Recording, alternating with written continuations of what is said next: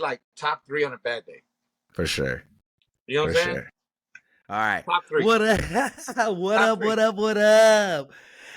We want to welcome all our viewers to the Perfect Angle, man. Yes. Today's guest is a treat, but as you know, if you haven't hit the subscribe button, go ahead already hit that subscribe button, and you know what comes next. Hey, yo, Justin, let us bow. Thank you, Father God, for this evening. We thank you for us being able to come together tonight, Lord. I thank you, Father God, that you can shine through us tonight. Let your will be done.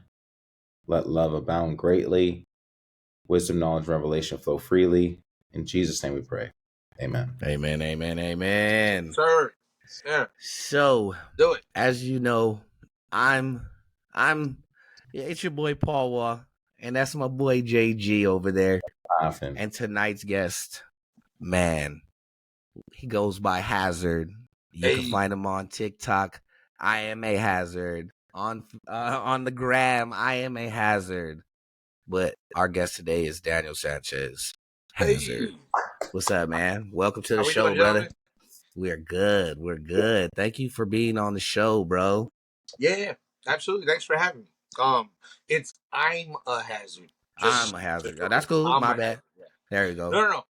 I when I picked it, I thought I was being clever. I think it is pretty good, but sometimes it's confusing. Yeah, I gotta phonetically sound it out. Be like the letter I, the letter M, the letter A. I mean, because if not, if you I'm say a Hazerd. I-M-A, like, yeah. Like, oh, wait, what? You know? Yeah, so, yeah. I'm a Hazerd. There we go. Yeah, I'm a Hazerd. Appreciate it, man. Yeah, thanks for having me, gentlemen. Seriously. Hey, man. I was not aware of your show, and then you hit me up, Paul. Yeah. And I'm glad you did. Like, that was like, 10 back episodes to catch up on. You know what I'm saying? Yeah. Hey, but we appreciate it, dude. So, you're currently Ontario native. Yeah. You were born in Montebello. Yeah. You're a hip hop artist, man, that's been making waves on TikTok, and I gotta say, your epic freestyles, bro. Like your freestyles have created some waves, and you are the creator of 40-Ounce Fridays, which is fucking amazing. Thank you, man. Thank you, dude. Hey, the fact that you have 2 million likes, brother, man, people are watching and they notice what you're doing. That is, I commend you and I applaud you on what was what was a drunken night, the video that started it all. Yeah. Hey, you really drink Mickey's like that, bro? I do. This is a little vodka soda right now. Vodka okay. But nice. But I do drink Mickey's. That's right. Hey, so before we get into the hip hop stuff and your current situation, man, I want to take it a bit back. Is it true that before you started your journey in this hip hop world, you wanted to be a singer? Ooh. Yeah, man. I wanted to sing. I wanted to dance. I couldn't do none of it. Like, you know what I mean? I wanted to sing. I really couldn't. Not like in the traditional like follow a scale sing. I couldn't do it. Right. Okay. And then I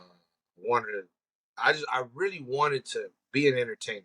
Like, okay. That was from Jump Street. Yeah. When I like figured out that I could make words rhyme, that was it. Like a light bulb moment. But yeah, I did. I wanted to fucking be Richie Valens. That was like my favorite movie growing up. Yeah. There we go. You always do it for Richie.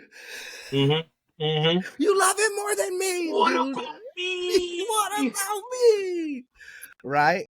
Yeah. So in 2001, you saw your first freestyle battle. What about that battle made you want to pursue hip hop? And do you remember what battle it was?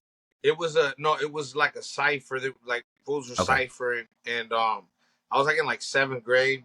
Okay. And I was watching this dude rap, and still remember his name too. Dude's name was Chris. He was like a grade older than me, and I'm watching him rhyme, and I'm like, this is dope. Like, I didn't know like anybody could just rap. You know what I'm saying? I thought there was like a fucking school you went to or something. I didn't know. Right. I'm looking at you like, this dude is rapping right now in front of me. Like, this is hard, you know? I thought rappers were like famous people on TV, you know? Right. So I'm looking at dude rhyme, and then I'm watching all the girls watch him. And I was like, oh, yo, I could do this. I need this. I need this. You know what I'm saying? This is it, dog. This is it right here. Yeah, you know what I'm saying? Just way out, baby. But nah, in all seriousness, I just watched him. I watched him rhyme, and I was like, I think I could do that. Yeah, I don't know why. I don't know why I thought that, but I was like, I could do that. for You know what I'm sure. saying? For sure. Yeah. Yeah. That's nice. Huh? Yeah. Memories. Yeah, right. Good homework, Paul. Hey, man. I have a follow-up question real quick. So you said that you wanted to sing. What were some of the inspirations that you had coming up? Obviously you were talking about I wanted to sing, I wanted to dance. Yeah. Not that I could do any of that. I was like raised on like a lot of Motown, oldies, stuff like that. I like the Temptations, Smokey Robinson, and Brenton Wood. And then my pops also liked a little bit of like classic rock. You know what I'm saying? So like listening to Led Zeppelin, listening to the Beatles, listening to Stones. Like I grew up like always music was always played. You know what I'm saying? Like every car ride the radio was on. And then like past that be like the 80s freestyle music. Okay. Debbie Deb, you know what I'm saying? Nice. Stuff like that. You know what I mean? And then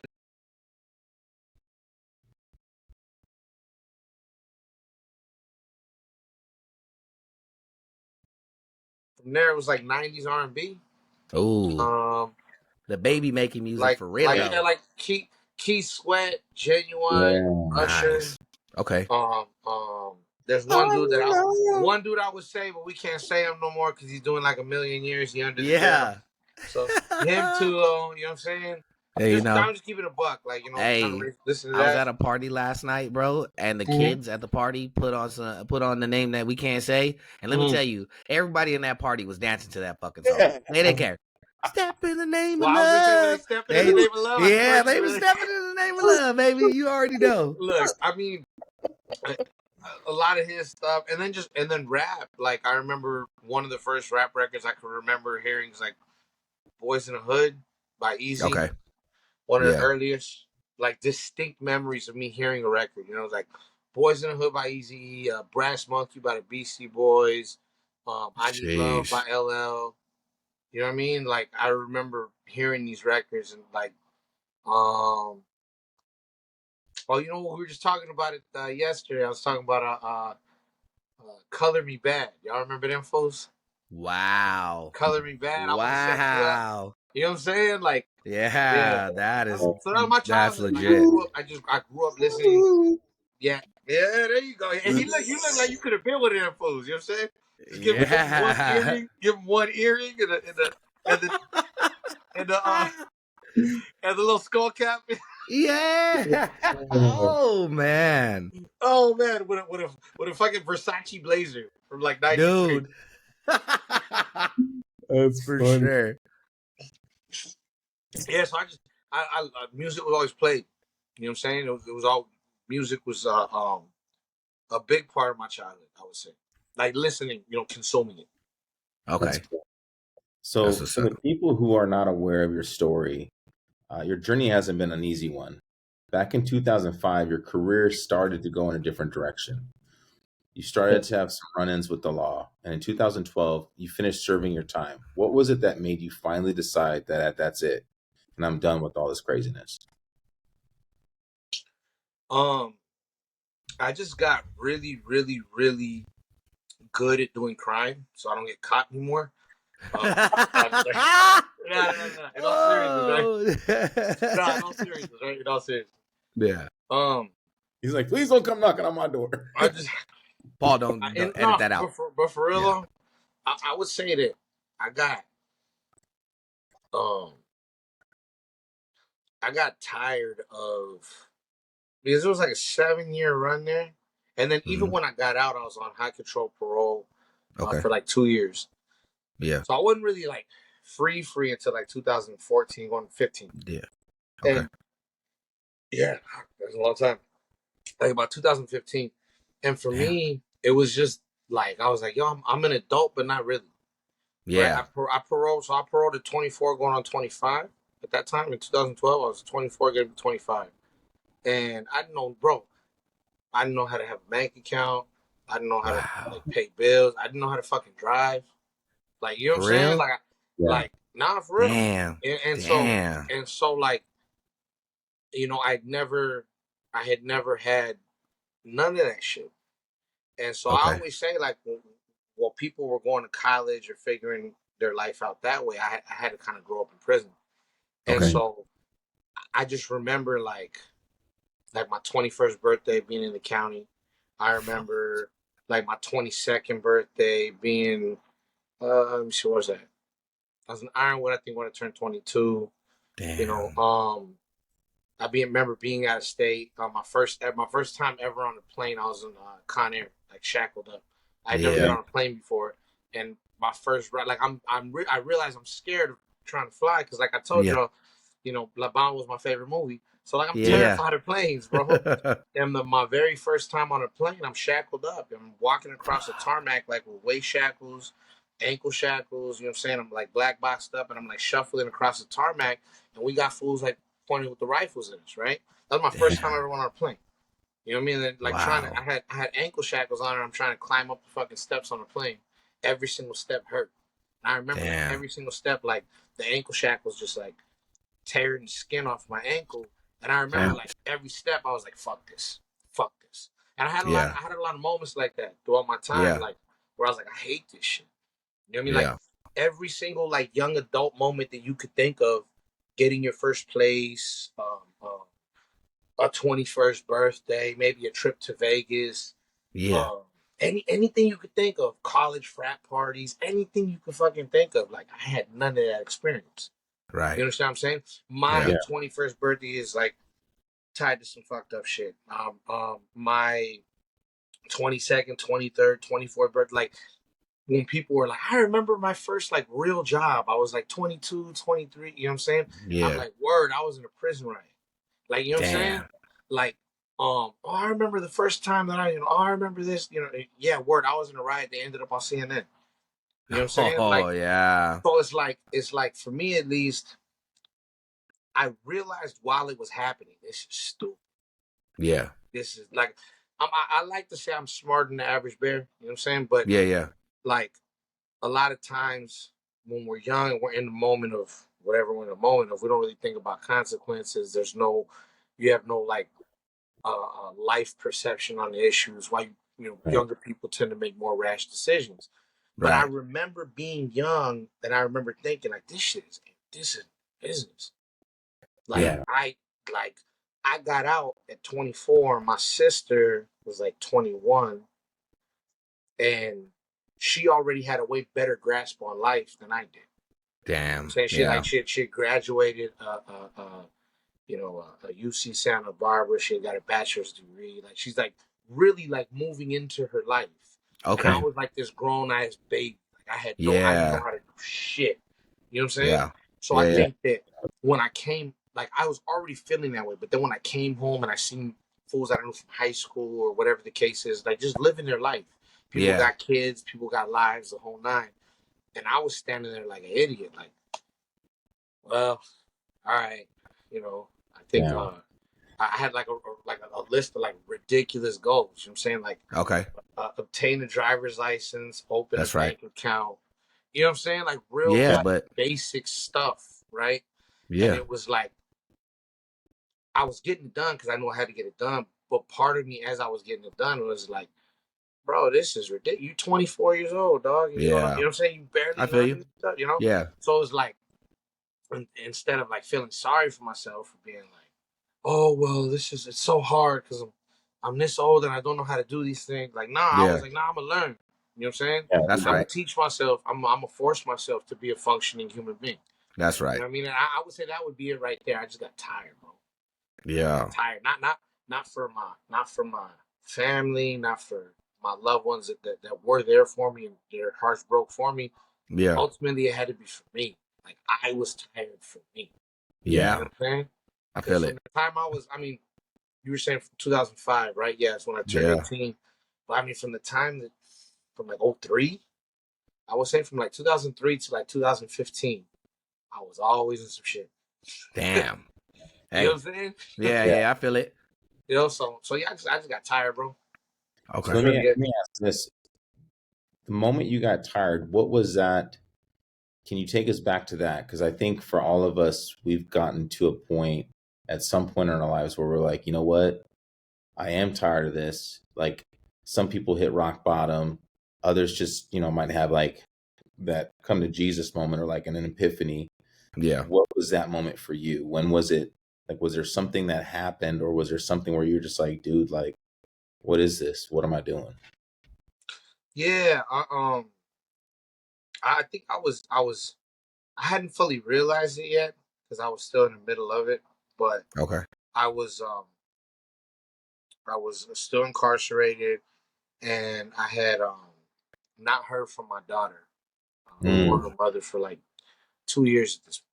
Nobody had Damn. heard from them, whatever the case was. Yeah. And then while I was in there, I got a call from DCFS, Department of Children and Family Services. I think Yeah. Yeah. in Arizona, it's like CPS. Yeah. Yeah. Same shit. Yeah. Got a call. They wanted to talk to me, and they had my daughter like in their care or whatever the case was. Oh And so shit. I had to like try to pull strings. Being inside, I had to call family members and ask favors and whatnot. Yeah. I've always been a prideful dude. I don't like asking nobody for anything. Right. But I had to like ask favors and whatnot, and I mean, that's that's my child. You know what I'm saying? Yeah. So it's family to them as well. But I remember like being like, damn, I really got to get right when I go home because her mom had bounced basically. Damn. So I was like, bro, I know I made a lot of mistakes. We were young, Yeah. We were babies having a baby, but Right. like, knowing that her mom ain't doing nothing for it, like you know what I'm saying? Like at that point, I'm like the worst human ever. You know what I'm saying? If I can't figure out how to get my stuff right, for her sake. That was definitely it. Dang. So as Paul mentioned, like in our introduction, on November 20th, 2021, you posted a video sipping on a beer and you start freestyling. This video has since received 14 million views, 1.6 million likes, and 113,000 shares. When you posted this video, you stated that you are ready to give up on life, but this night changed your life. So I have a two-part question. Drum roll, please. The reason I'm asking this is because I want to highlight your perseverance and show the outcome. Number one, what were you going through before posting this video? And number two, how has your life changed since? So try to make the timeline as clear as possible. So I did post it 2 years ago. It's almost going on 2 years, like to the day. Yeah. That's crazy. It'll be 2 years in a week. But basically, at that time when the video was actually recorded, it wasn't recorded in 2021. The video was from that had to be like 2016. Oh, dang. 2017. Okay. That was when it was Okay. recorded. 2016, I think. 2016. Okay. I was at that point. I had been home for like 5 years. Okay. 4 or 5 years. Yeah, like 4 or 5 years. I had kicked my parole number, the whole nine. I had like moderate, like underground local success with music. Okay. But I had been dealing with still issues as far as my daughter went and having custody of her. Yeah. So mom wasn't in the picture, but it didn't matter. They were on my ass. Mm-hmm. And so around that time, I was still fighting, and it was the day after her birthday, actually, that video happened. I was at the homie's house, and great hype man, by the way. Great hype man. Yeah. So I'm at the homie's house, and I was like done with music. I had went to a court hearing, and they had brought up your some lyrics, music related stuff and lyrics and whatnot. Now my own stuff was not street tinged at all because I was on parole at first, and my parole officer told me that he would violate me for a lyric. And then, shit! So that was from 2012 to 2014, 15. And then at that point, I had already kind of carved the lane. I was making politically tinged music. I just read Start a Riot. And so they tried to say something about the video for Start a Riot being inappropriate because advocating for violence against police. Wow. So I was like, bro, I'm trying to rhyme because I feel like it's the one way that I could really change my family's life. Yeah. For a positive way. Yeah. And if I'm doing it for the thing that they're gonna take away from me for doing it, then I'm not gonna do it no more. Yeah. So I had kind of like said, okay, I'm done rapping. But I remember telling a homie that, he's like, what are you talking about? And so we're there at this house. It was April 20th, 420. So these fools are going crazy. They got big old glassware out and they're bubbling it, ripping it, Yeah. going crazy, and we drinking all day and doing all this nonsense, right? Yeah. And I remember saying, like, yeah, I'm done rapping. And the homie that was the hype man you was talking about is that wasn't his place, but it was my boy Mitch. Rest in peace. He catches a lot of flack in the comments. A lot of people say stuff about him, and I had to learn to like stop responding because he actually passed away. And a lot of people say that he was in the video too much, but it's the only video I have of me and him. So I'm very grateful that he was all up in the video. Right? Yeah. But he was hyping me that day. He was telling he was with his lady at the time. She's in the video. She's on the couch. She's on the couch. That's his lady. All right.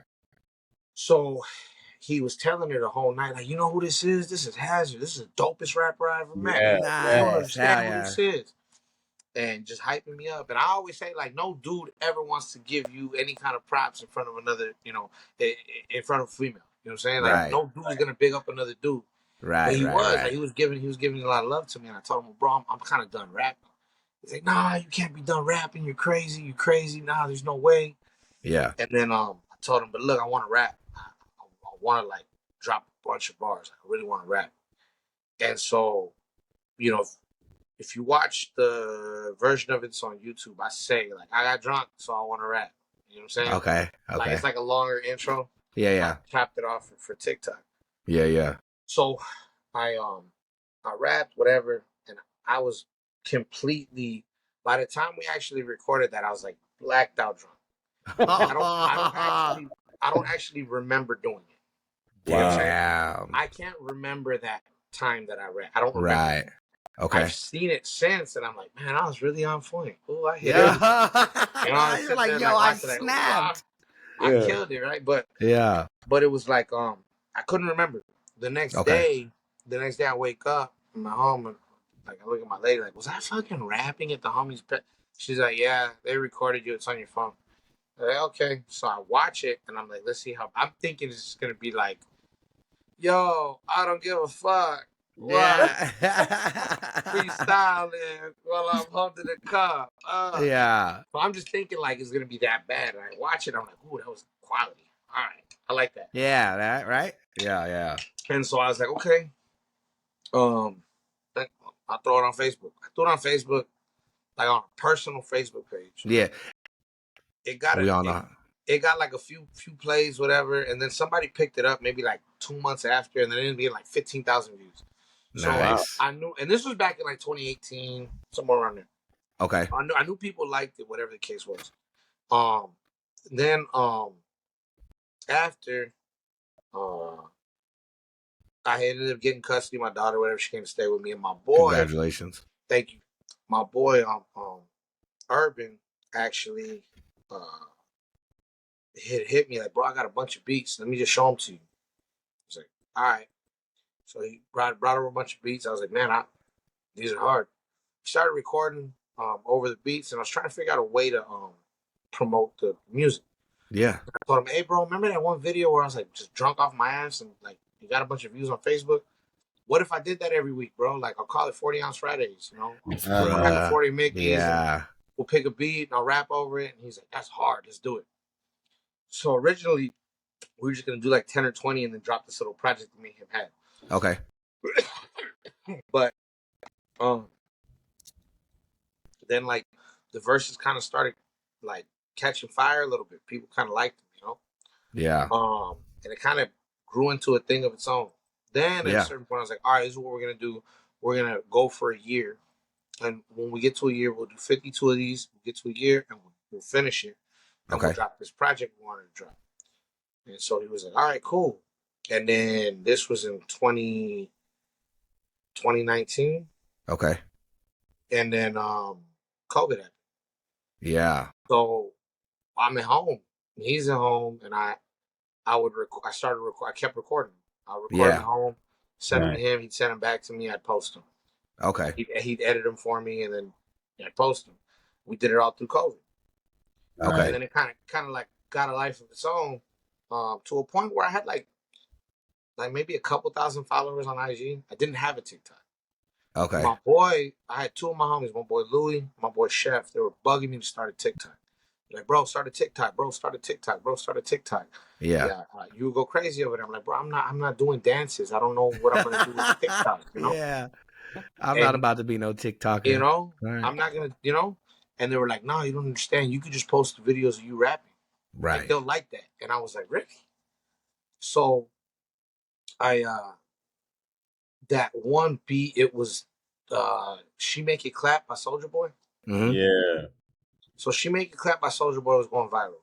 And my boy told me, why don't you rap on it for 40 Ounce Fridays and put it on TikTok? Yeah. So I grabbed the beat, I put it on my IG, and then I was like, man, the whole reason I did this is for the TikTok shit. So at this point, I had a TikTok account, and the only reason I had a TikTok account is my wife insisted on sending me fucking TikToks during the day. Yeah, my wife is guilty too. The only way I could view them is the easiest way was if I got the app. Because if Yeah. not, I had to like click a link and then go to a link and then open my web browser. Yeah. And kick me out of whatever I was online. So I was like, fuck it. So I had the TikTok account, but I had never. Okay. So then I decided to put the She Make It Clap 40 Ounce Fridays, whatever that was, like volume 120 some, 130 some, whatever. Okay. It was. Dang. And put it up there. And I closed the app. I forgot about it. I opened the app the next morning, like, oh, hey, I wonder if anybody ever watched that, you know? Yeah. And the She Make It Clap one had like 50,000 views, and I had like 1,000 followers on TikTok. Nice. And I was like, yo, what the fuck, word? And then I think I put like 2 other videos up, and then I remember like putting videos up. I'm like, I don't know how this works. I don't know if I'm putting too many or too few. I don't know what the frequency posted. I don't know. But then I had Googled like how many videos should I put there, and I put as many as you can until you go viral. If you start to get any kind of views, put more. So I had got 50,000 views on this, so let me put more. Is it at this point I got a back catalog of 130, 140 videos I could put up. You're ready to go. So I went like volume 1, volume 2. Yeah. And then I was like, you know what I'm gonna put up? I'm gonna put that one video that went crazy for me on Facebook. Yeah. Put that bitch up. That's what I'm gonna do. I grabbed it, I threw it up, and I was trying to think of a clever, what can I say? And I was like, I'm not going to even talk about music. I'm going to say, dude gets blackout drunk. Yep. And then this happens. Yeah. So then put it up, and I remember showing my stepdaughter, say, hey, look, I got, she goes, okay, you got 1,000 followers. I'm like, no, look, I have 1,315 followers. And she goes, yes, so? And I'm like, well, I just started TikTok yesterday, And she goes, you realize there's people with millions and millions of followers, right? I'm like, yeah, but this is good. I have one video up. I just started this thing. Like, I don't even know how to use the app right, Yeah. And then she's like, she wasn't impressed. Bro, she wasn't impressed. I ain't gonna lie, dog. I was hot. I go to the restroom, right? I go to the restroom. I'm like, I'm getting ready to shower, and I remember I had just posted the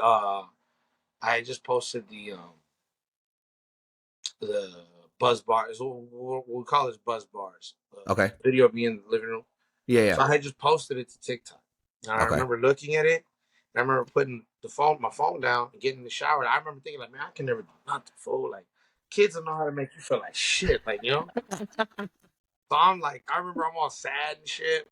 And then I go in the shower, and I'm like showering. And I was actually getting ready to go to my homie's pad.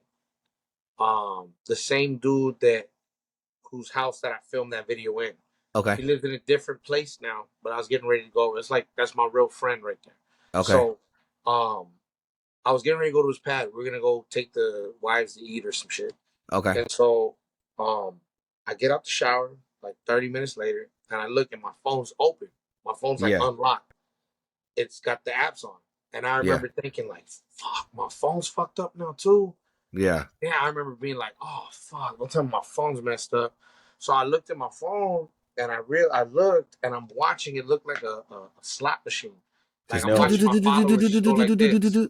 No way. And my followers, I had jumped in the shower. I'll never forget. I had 1,315 followers. Yeah. 13, 15. Yeah. She clowned on me for that shit. Yeah, exactly. You ain't gonna forget that. So I got out the shower and I had like 4,000 followers. Jeez. And I'm just like, I get dressed. It's like 5,000, 6,000 followers. I call an Uber. By the time I get to my boy's pad, I might have been at like, I feel like I left. It was like 8,000. I got to his pad. I was like 12,000 followers. Hey, did you show your stepdaughter like, hey, look at that now? It's going crazy. And I'm looking. I'm like, what is it? And I'm realizing it's the Buzz Bars video. Yeah. People, I'm just comments. You got 400 new comments, 1,000 new comments, 3,000 new comments. You know what I'm saying? 100 new comments. Yeah. And I was like, so I'm just watching this, and I call my boy. I say, hey, bro, I think I might have done it. He's like, what you talking about? I was like, remember that old video that I filmed drunk rapping with Mitch in it and everything? He's like, yeah. I'm like, I put it on TikTok, and I think it's going viral. It is. Like, it did. What? I'm like, yeah, fool, because like I just had like 1,000, followers, and I got like 10,000 now. He's like, what? Yeah. So I get to his house, and his son's huge on TikTok, and so he's telling my godson, my godson like, hey, Hazerd's going viral on TikTok, and my godson's like, what? Like comes down, he's like, let me see your page. He like types my username in. He goes, I'll be back. He just like runs upstairs, and then he would call down. He would be like, so and so just reposted you. They're TikToker with 50 million followers. So commented, this is a TikToker. He has like 10 million followers. And I'm like yelling down the stairs, telling me, right? Yeah. And I'm sitting there, we're chilling, and we're talking. And so my boy, whose house I filmed it in, whose house I was at that day, as it was going viral. It's crazy circle of life moment. But that's my engineer. Okay. He's the one who currently helps me record. My boy Danny Zico, shouts out my boy. Okay. He's the one who currently helps me record, edit, and put out 40 Ounce Fridays. Okay. But that's my boy. And so he was there with me that night, and by midnight or before midnight, we had hit a million views on that video. Nice. It was gone. It was the rocket ship. It just went. Nice. Hey, so this leads me to my next thing, man, because the million followers definitely, or the million views actually, yeah, man, because the way I came across it is I came across freestyle the 40 Ounce Fridays, right? And the video popped up, and I'm looking, and I'm like, there's no fucking way this dude with the Mickeys is about to go off. There's no way. If he's drinking Mickeys, there's no way he's about to fucking snap. None. Like, he's going to be thrashed. He's going to be so drunk, it's not going to be fire. And boy, was I wrong. I was fucking hooked. I was hooked. Did you think 40 Ounce Fridays was going to become as big as it is? I knew when I came up with the name that I liked the name a lot. Yeah. By the time I had, I want to say 15 or 20 of them. Okay. I knew what I wanted to do with it. I remember my boy Urban, who helped me start 40 Ounce Fridays. I remember telling him, like, I want to want to go to one of them companies and make a 40 Ounce Fridays like mascot costume. Nice. And I remember him telling me, damn, bro, you got big dreams, paper bro. Bag. You got big dreams, you know what I'm saying? And I was just like, thank you. And I knew to him, he thought I was crazy. And he helped me start the shit. And he believes in me. He's my biggest supporter in the world. And he thought I was crazy. And I remember talking about it. He's like, yeah, there's no way I'm doing fucking 100 of these, bro. I'll tell you that right now. And we got to 100. That's you know what I'm saying? And we hit 239 now. You are. By volume 20, like as ridiculous and as arrogant, as pig-headed as it sounds, by volume 20, I saw all this. I just didn't know. I didn't know how, because it felt like I was putting these out every week, and like I was getting crumbs back. you know. Yeah. But I felt like everybody that did know of what I was doing was like super fan, like Yeah. like my numbers in relation to like ratio of like followers and all that stuff. My numbers have always been super like out of whack. Yeah. Meaning like I was hitting 1,000 views on the 40-ounce Fridays. Yeah. Almost out the gate. I think by like the fifth one we might have did 1,000. Okay. But I didn't even have 1,000 followers. Yeah. You understand what I'm saying? Like Yeah. my numbers were always out of whack. It was always like I've got a hardcore group of fans. Like Right. whoever is rocking with me is rocking with me heavy. Right. Yeah. But it was just such a small group of people. I was like, fuck, I don't know, man. I guess this is the era that we live in, that society could be that fragmented that, you know, I could have this thing that I think is really quality and maybe 2,000 other people really agree with me. Right. It doesn't go anywhere beyond that. Yeah. Right. I feel it. And thing that the TikTok thing did, you know, kind of, because one point that I didn't address, you would ask me how my life changed. Yeah. The thing that TikTok did was just really put a magnifying glass on what we have going on. Yeah. And it's been really cool because I've been able to, you know, finally see music as a viable path of like, you know, being a career, you know, feed my family, taking care of my people. Yeah. You know what I'm saying? So it's dope. Like I could actually see how I could be like a real rapper. You know what I'm saying? And that leads. You know what I mean? I'm glad you said that, because that leads me to actually a question I've written down. In volume 176, I believe it is, you address WAC 100 on some racist comments. What inspired you to do that? And I gotta, you know, I'm nosy as fuck. Did you get a response? Yeah, we talked on Clubhouse. Okay. We spoke on Clubhouse. Oh, excuse me. Yeah. That's my people from Street Kings. It was one of their cartridges. Jesus. All right. Woo. All right. So we had we spoke on Clubhouse after. Okay. And it's actually on a ton of, you can go on YouTube, you can find it. Our conversation. It was interesting. For him, he was actually fairly respectful, you know, when we spoke. Yeah. I wasn't gonna get out of character. I wasn't gonna say anything ridiculous. It's just not where my heart is either. Right. And he could tell he was talking to somebody that knew how to conduct themselves. So he didn't really like put on a bunch of that rah-rah shit for me. Like it was we actually had a fairly civil conversation. I mean, good. We kind of agreed to disagree.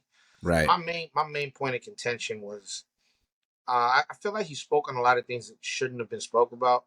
That was why I responded for the first point. I was just like, what are you doing? What are you doing even speaking like this on a public forum? Right. Shame on you. You should know better. Yeah. If you an OG, you call yourself such, like, shame on you. Yeah. But, you know, beyond that, if you are going to speak on certain things, don't do so like and just be ignorant and lie about it. You know what I'm saying? Right. Like let's call a spade a spade. If you're going to speak on it, then let's do so in a mature manner. Yeah. You know, there's no need for the colored commentary, if you will. Yeah. You know, it was just unnecessary and unfortunate. And you know, I'm not a racist individual. Never have been. I don't play that. I don't tolerate it. I don't tolerate it around me. I don't, you know, I got family members I don't speak to because we don't see eye to eye on certain things. Like, yeah. And I don't play that. And so that's not in my heart. And for somebody to say like, oh, this entire group of people is definitively, you know, racist or whatever the case is and terrible. And it's not true, bro. No, so, I feel it. So, you know, that was why I spoke on it. And then also I felt like, obviously with the internet and whatnot, these phones, these kids got access to information now. I don't want some 13-year-old super impressionable kid to grow up with a warped view of things. You know what I'm saying? I'm like, right. Are we trying to, you know what I'm saying, like spread ignorance, or are we trying to do better for the generations after us? Right. And so my thing was like, nah, what are you doing? Like, you're wrong. You know what I'm saying? Like, why would you do that? You got an entire generation of kids who really do see things differently when it comes to, you know, I know they say that, you know, this new generation is too politically correct or what have you, you know, yada Right. yada. But you got to give them this, like they really like have kind of learned to grow up in a like a not so hateful way. You know what I'm Yeah. saying? Like Yeah. you Yeah. know, say what you want. I get how sometimes things can get kind of carried away, and you know Right. people can kind of stand on their soapbox just for no Right. reason. But like I do, you Yeah. know what I'm Exactly. saying? Like, Yeah. I feel it. but I do feel like these kids have kind of figured out one thing. It's like to kind of live and let live. You know, Hey, more so than I any have other to agree. generation. You know, and Yeah. you're always gonna have your radicals, you know, to either side. But I'm just like, bro, why would you want to encourage ignorance to a generation of kids that has actually shown to be better than that, right? Yeah. Right. Yeah. So I just feel like me not being so young anymore. I felt like I had a responsibility to speak on, and I tried to be very respectful. There's been a lot of nonsense since, you know what I'm saying, since Okay. 170s, and I usually kind of tend to stay away because to me Yeah. it's like I don't want to be known as that guy. Yeah. Yeah. Oh, Because like such and such happened. Oh, he's gonna yeah. pretend to be fake mad about this. Like, nah, No. you know. Yeah. I think you I'm articulated about yourself. kind of uplifting the community, you know Yeah. what I'm saying, from a hip hop perspective and Right. from the Chicano, Latino, Mexicano Yeah. culture as well. And I just kind of look at it like, um, you know, I'm gonna do my best to spread as much positivity as possible. You know what I'm Yeah. Yeah. saying? You know, I think but you articulated yourself very well thank in you, the manner. Yeah, dude. Like I fucked with it. I did. I was like, dude, thanks, Paul. I appreciate it, this man. is solid, bro. Like you got your point across. You weren't disrespectful. You spit facts. And like, bro, the fact that you said you could check my 28. Oh my god. Oh, I was like, my dude is killing out here with this verse. I Thank you, rock man. with the heavy, Appreciate bro. it. Thank you, man. Thank you. No, I just like I said, it was like weighing on me. I didn't want to go like I wasn't trying to go in there and do like a hit 'em up fucking, you know what I Right? mean? Like Pac hit 'em up, Yeah. non beats or you know what I'm saying? That Yeah. wasn't what that was about for me. It was genuinely about like, nah, we're not gonna spread ignorance. Yeah, exactly. You know what I'm Hey, saying? That's what we're not gonna do. You know? Yeah, I feel it. But thank you though, man. I really appreciate that, Paul. Thank you. For sure. so look, when I listen to your freestyle, I get kind of an old school vibe. Now, I know we kind of talked about the music that you grew up on, but what were some of the direct influences that you had in your style today? Horrible podcast. I decided to munch on ice. All right, look. Um I'll edit it out so so or not. no, I love that.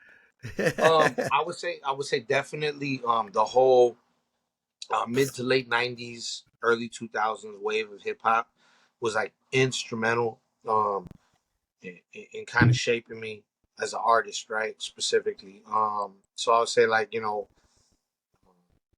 Pac and Biggie, it was Snoop, it was Eminem, DMX, Ludacris, Exhibit, um, the Dog Pound, um, DJ Quick, Sugar Free. Nice. Uh, I said the Dog Pound, but specifically Corrupt. You know what I'm saying? Okay. And then as I Yeah. got older, I learned a lot of production from Daz. You know what I'm saying? Daz. Warren Yep. G. You know, I just like I said the Dog Pound, but specifically like the production from Daz and the Okay. lyricism from Corrupt.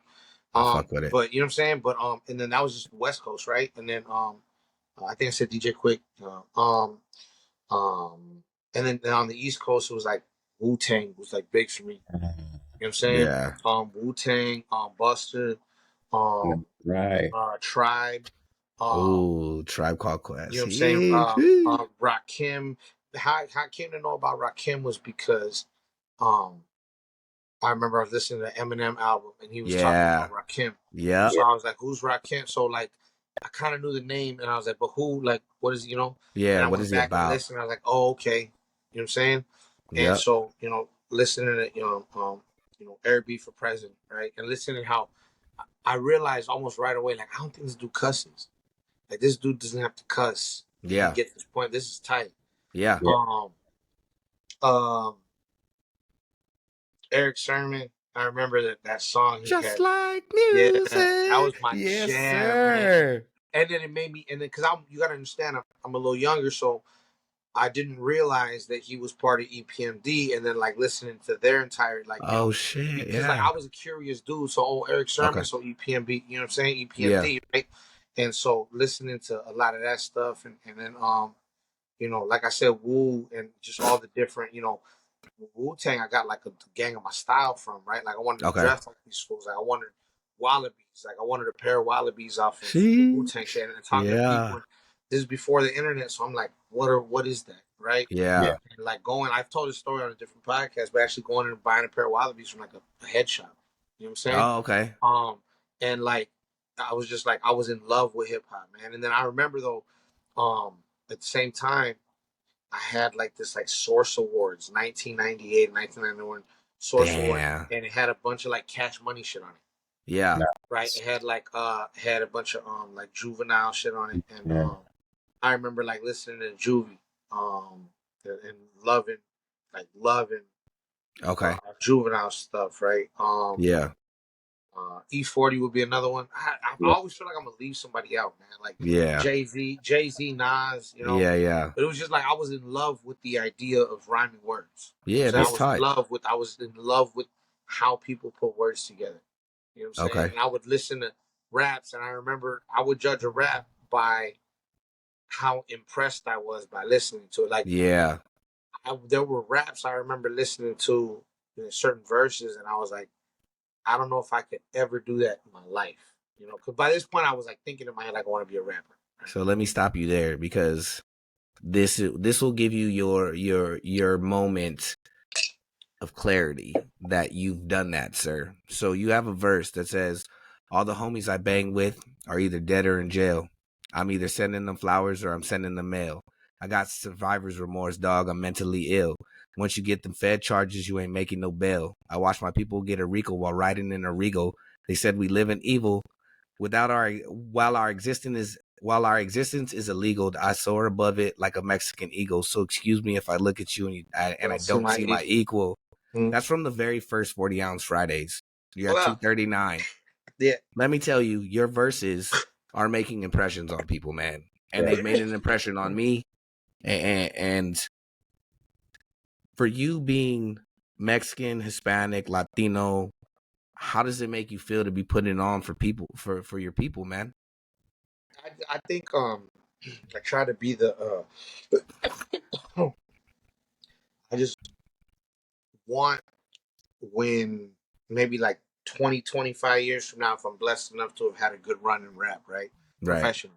Okay. I would hope that there would be like a whole generation of kids rapping, and when they're asked like, their influences what made them want to rhyme, I would hope my name is somebody that gets thrown out.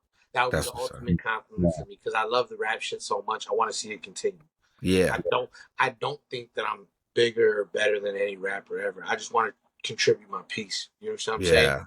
And so I would hope that 20, 25 years from now, if I'm just like, on a Bahamian island chilling on That's the right. You gonna get it, there's dog. a whole generation of other rappers that consider Hazerd to be like a huge inspiration for what they did. That's what's up. I would say that's more important to me than anything else, bro. So to answer your question directly, I love the fact that, if you're talking about people that look like me that rap, like, you gotta say my name. Yes, sir. You know what I'm saying? Like you have to. So I consider myself a poster child for consistency. Oh, I love that. Like, I like it. You know what I'm saying? Like more than anything else, I just kept going. That's right. And I'm not done yet neither. That's the thing, is like, it's not over. I'm still doing this, So it's like that's it right there. If nothing else, consider me the poster child of consistency. That's right. You know what I'm saying? I like it. Now you've had a few singles over the years. Your most recent single, "Gassed Up," which is awesome, by the way. When can we see an album or a mixtape from you? And based on our research team, the last mixtape was Lyrics, Groupies, and Money, and the last album, Confessions of a Two-Strike Felon. Yeah. So what's Shit, there's rupees of money. Touche. Yeah, I told you, dog.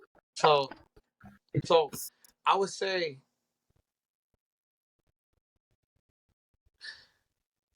that I'm sorry, I started thinking about things a long time ago. All right, so look, so I would say more than anything else, I stay recording all the time. I am sometimes the reason why I love making these 40-ounce Friday verses because I know I owe them every Friday.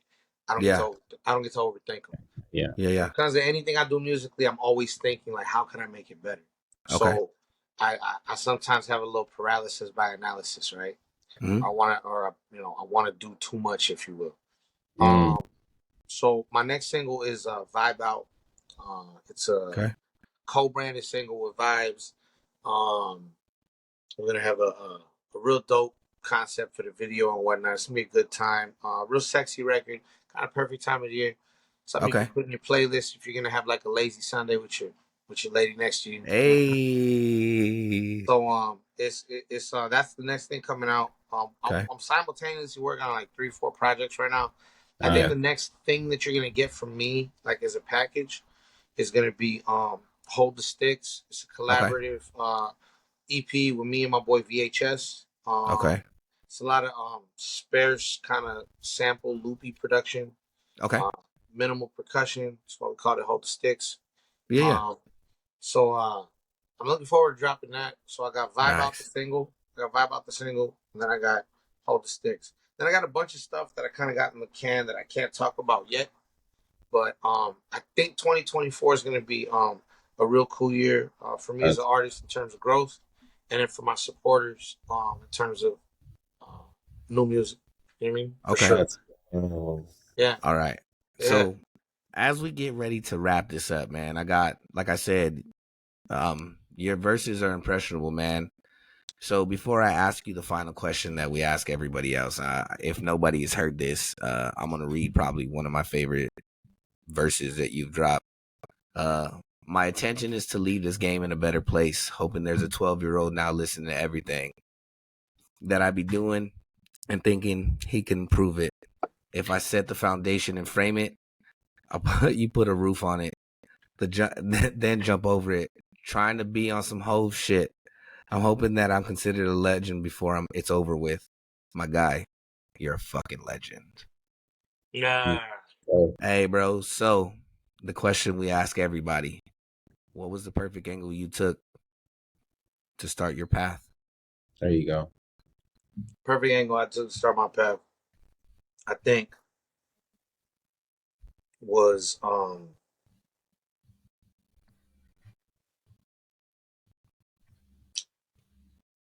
refusing to quit, man. That was really it. You know, like just stopping feeling sorry for myself, realizing nobody really cared. It wasn't that deep. You know what I'm saying? And just refusing to quit. I just looked at it like no matter what, you know, life throws at me. Literally being sick with COVID, work trips, whatever. I'm gonna make a commitment to doing this one thing once a week. If everything else is falling down around me, I'm gonna do this one thing once a week, right? And it was just like that was basically it for me. It was like the idea that forward motion only, like nothing else matters. Like nothing else matters. Forward motion only. You know what I'm saying? So I took I'm a Vikings fan. I took an Adrian Peterson approach to things. That's right. You know what I'm saying? High knees and stiff arms. High knees, get him. Let's go. Well, this has been a great episode with your boy Hazerd. I'm your boy Paul Wall. And the sexy dude over there, you already know. Hey, G, let's go. Thank y'all for tuning. The long lost member of Color Me Bad. That boy Justin. Yes, sir. Let's go. Yes, sir. Classic. Hey, man, we appreciate you being on. Yeah, man. Thanks for having me. For sure. We're gonna stay linked up, man, because I want to check out a show. Okay, bet. I actually got we're gonna be in the Valley this coming Friday. In Canoga Park at Scotland Yard. I just confirmed the set with my boy Danny Zico. Okay. So y'all come on out, man. I'll take care of y'all. I don't know. I mean, Let's go. For sure. I don't know how far you guys gotta come. It's gonna be, it's gonna be in Canoga Park. It's a little drive. A little hump. But But you got it's All good. good. but come on out. I'll take care of y'all. Yeah, for Seriously. sure. Yeah, when we're done, we'll get some details like that. And with that, this is Perfect Angle. Y'all be blessed. Peace.